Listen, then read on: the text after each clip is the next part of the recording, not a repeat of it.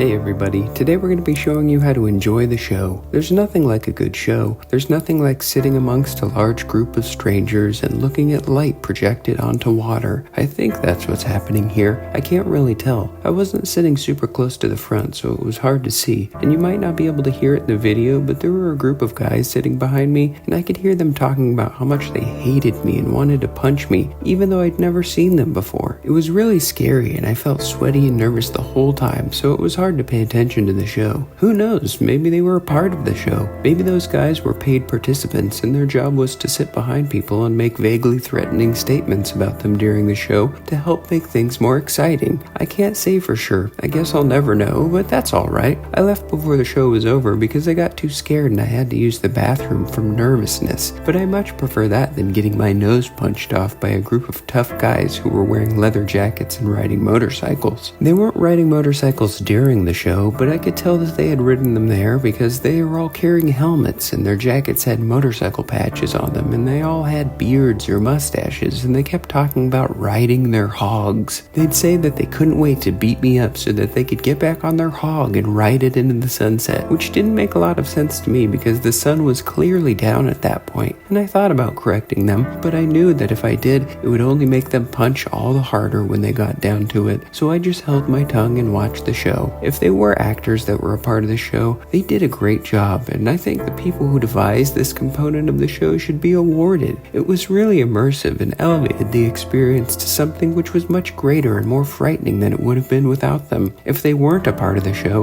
then I'll probably spend the rest of my life cowering in fear whenever I hear or see a motorcycle. Either way, it was a pretty cool show. As you can see, I highly recommend it.